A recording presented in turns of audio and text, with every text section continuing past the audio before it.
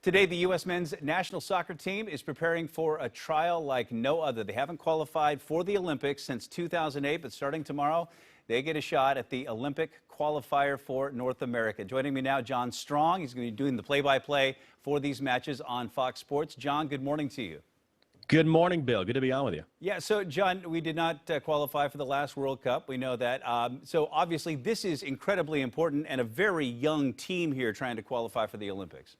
Yeah, there's a real significance here. Listen, I think the men's Olympic soccer tournament is not necessarily as big a deal as the World Cup, but it's the Olympics. I don't think any American doesn't understand the significance of the Olympics. And the fact that our men's soccer team hasn't been there, while our women's soccer team has won multiple gold medals, the women have won the last 2 World Cups, that's part of the story. This is an opportunity this year for people to get excited about the U.S. men's soccer team again. And yes, it's a young team. Yes, it's not necessarily the first choice of the Christian Pulisics and the Weston McKennies, but this is a bunch of young men that are down in Guadalajara, Mexico right now. This tournament was supposed to be held a year ago. They were in Guadalajara when the world shut down for this pandemic and had to be brought back home, and the tournament was canceled. This is their opportunity now to start to get people excited again about U.S. men's soccer, get this team back to the Olympics, and build some momentum ahead of the World Cup qualifying process, which begins in September. And the men's national U23 team will be taking on Costa Rica to open things up. How do they match up against them?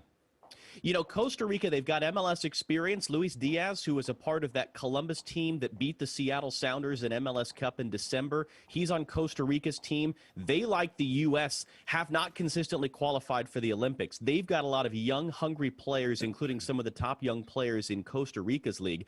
And in this group, Mexico's in the same group. So if you assume that Mexico, who are the favorites, are going to advance and go to the Olympics, it really does come down to this first game, U.S. and Costa Rica tomorrow afternoon, 2:30 on FS1. The winner of this game has the inside track to get in. So there's no easing in. There's no warm-up games. There's no soft launch. This is high-pressure scenario for these young men representing their country, try to get the U.S. men's team back to the Olympics. I had a conversation with Alexi Lalas about this not long ago, and he said that he really feels like the USA and this youth movement coming up now really has a chance to make the World Cup and maybe make some noise. What do you think?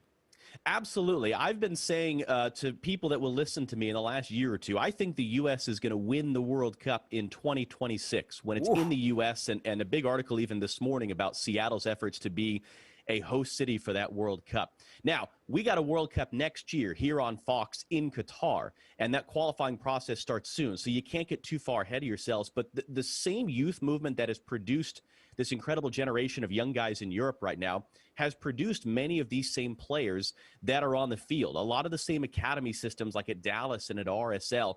And the Olympics is a precursor. Look at every World Cup the U.S. men's team has been to. Guys like Alexi and my broadcast partner, Stu Holden, they all got their first big break at an Olympics. It's a proving ground. It's a big opportunity. And so you can absolutely draw a line between guys that are going to be on the field tomorrow in the Olympic qualifier and guys that are trying to use that game as a chance to show Greg Berhalter, hey, when you start thinking about World Cup qualifiers, when you start thinking about the World Cup next year and the one in 2026, you need to make sure that my name is in your plans as well.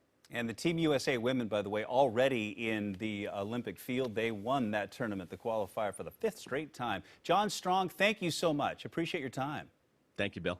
All right, so John's coverage of the qualifying championship tomorrow through March 30th. You can see that on FS1 and FS2.